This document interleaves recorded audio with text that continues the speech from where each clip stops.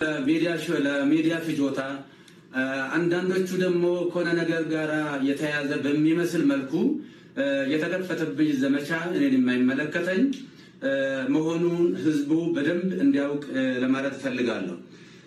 እንደምታወቀው ይህንን በሰፊው በሚዲያ በማራገብ ምዕመናንን በማሳሳት በማሳዘን በማልቀስ የተለያየ ትርጉም በመስጠት ሲያካሂዱ የነበሩ ወንድሞችና እህቶችን አባት ነኝና አባት እንደመሆኔ መጠን ሳልቀየማቸው ይቅርታ እያደረግኩ እግዚአብሔር ይቅር በላቸው ለማለት እወዳለሁ።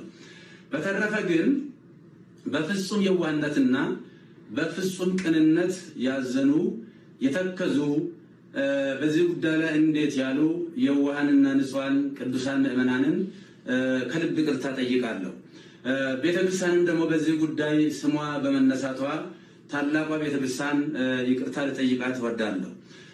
ለሁላ በደንብ ግልጽ መሆን የሚያስፈልገው የእመቤታችን ቅድስት ድንግል ማርያም ንጽሕና ቅድስና እግዚአብሔር የሰጣትን ክብር ስንሰብክ ነው የኖርነው፣ ወደፊትም የምንሰብከው ነው። ለምሳሌ እመቤታችን ቅድስት ድንግል ማርያም እስራኤል ቀይ ባህርን ሲሻገሩ ውሃ ሳያረጥባቸው ጭቃ ሳይነካቸው በደረቅ መሬት እንዳሻገረ ሁሉ በብሉይ ኪዳን ጥንተ አብሶ ካለባቸው ወላጆቿ እሱ በመለኮታዊ ኪነ ጥበቡ ጠብቆ አስውቦ አሳምሮ የፈጠራት እጅግ ውድ እናት ነች። በአሳ አንበሪ ዮናስ 3 ቀን ውሎ ሲያድር አሳ አንበሪ ሳያደማው ሳይቆስለው እግዚአብሔር በኪነ ጥበቡ በመለኮቱ ጠብቆ ወደ የብስ እንዳመጣ ሁሉ ከርኩሰትና ከኃጢአት ጠብቆ በአዳም በቀደመው የአዳም ጥንተ ስጋ ፈጥሮ የሰጠን እናታችን ነች። ወላዲተ አምላክ አምላክ አምላክን የወለደች እግዚአብሔርን ለእናትነት የመረጣት። ስለዚህ የእመቤታችን የቅድስት ድንግል ማርያም ቤዛነት የሚጀምረው እንደ ፈጣሪ ባይሆን ለምሳሌ ሙሴን ለፈርዖን አምላክ አድርጌ እሰጥሃለሁ አስነሳለሁ ለፈርዖን ቢለውም ሙሴ የባህሪ አምላክ ሆነ ማለት አይደለም።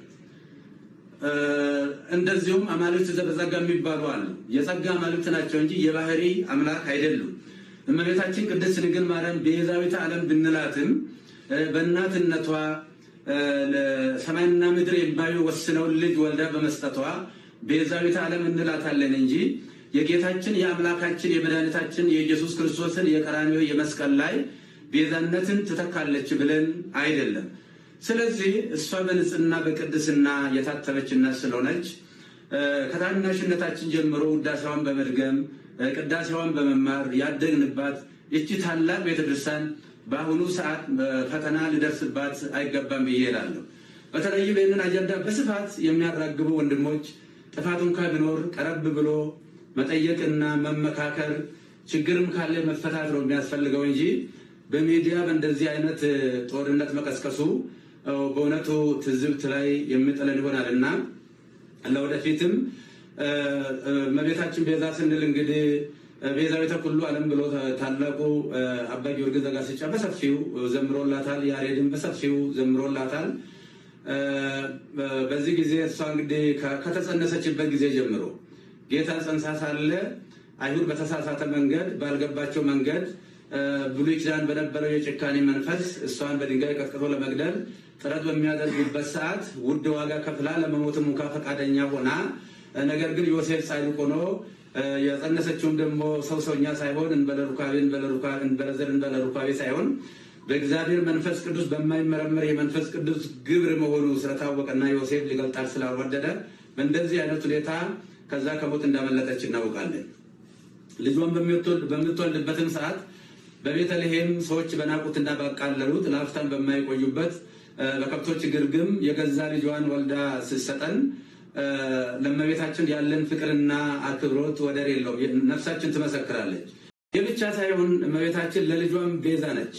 ለልጇ ለሕፃኑ ለኢየሱስ ክርስቶስ ገና የ2 ዓመት ሕፃን በነበረ ጊዜ ሄሮድስ ልጆችን በሚያስገድልበት ጊዜ ልጇንም እንዳይገልባት የሞት ሰለባ እንዳያደርግባት ከእስራኤል ጀምሮ እሳት የሆነውን የሳራ በረሃን የቀን ሐሩር የሌሊትን ቁር ችላ ታግሳ ረጅም ዘመን ረጅም ወራት ተጉዛ ወደማታውቀው ወደ ግብጽ ተሰዳ ብዙ ዋጋ ከፍላ መከራይታ ልጇንም ከሞት ያዳነች እንደገና ደግሞ እስከ ቀራንዮ ከልጇ ያልተለየች እመቤታችን እናታችን ቅድስት ድንግል ማርያም ነችና እሷን እንኳንስ አይደለም ለማቃለል ለማመስገንም ብቃትም አቅምም ሞራልም ያለው ሰው የለም እና ይህንን ጉዳይ ቅድም እንደተናገርኩት ሰዎች ለሚዲያ ሽፋን ችሎታን ለሚዲያ ፍጆታን ለማዋል መጽሐፉን ከአውዱ ውጪ በመተርጎም እየተሰጠ ያለው እየተሰበከ ያለው በእለቱ የኢየሱስ ክርስቶስ ቤዛነትና አዳኝነት ነው። ስለዚህ ለምንድን ነው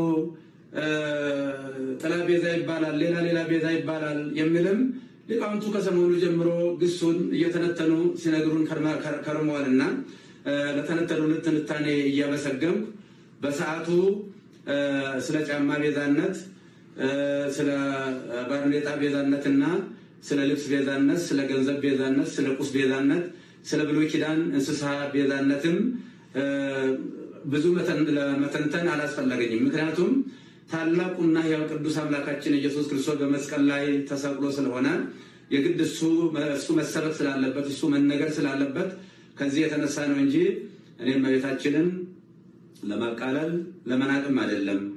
እኔ በዚህ ደረጃ እኔም መፈረጃቸው በጣም አዝኛለሁ። ምዕመናንም ደግሞ በዚህ ደረጃ እውነት መስሏቸው በተሳሳተ መንገድ ይህንን ማሰባቸው እንደ ትክክል አድርገው መውሰዳቸው ትክክል አይደለምና ስለዚህ በቤታችን ቅድስት ድንግል ማርያም ነች የጌታችን የአምላካችን የኢየሱስ ክርስቶስን የማዳን ትምህርቱን ነገረ ድነቱን የዘላለም ቤዛነቱን አዳኝነቱን በማዳኑ ተረፈደ የሌለበት መሆኑ መርገመ ስጋ መርገመ ነፍስን ያስወገደ የሞትን ክንዱ ብርት ሰብሮ ወደ ቀደመ ሀገራችን ወደ ቀደመ ቤታችን መመለሱን ወደፊትም በሰፊው የምናስተምረው ይሆናል። የቤተክርስቲያናችንም ትምህርት ነው። እመቤታችን በነገረ ድነቱ ስጋዌ ስናስብ መነሻ ወሷናች እሷ ዋና መነሻ ነችና በነገረ ስጋዌ ውስጥ በነገረ ድነት ውስጥ አምላክ የሰጣትን ቦታ ከስጋዋ ስጋ ከነፍሷ ነፍስ ነስቶ ነው የተሰቀለው። ስለዚህ እንደ ቤተክርስቲያን እንደ ግሌ እኔ ለእመቤታችን ያለኝ ፍቅር እጅግ የተለየ ነው። እኔ ስሟን ጠርቼ በእንተ ስማ ለማርያም ብዬ ለምኜ ተምሬበታለሁ ስሟን። አሁንም የምንጸልየው ሌላ ጸሎት የለም። የሁለቱ ውዳሴ ማርያም እሱ ነው እኮ የምንነግረው።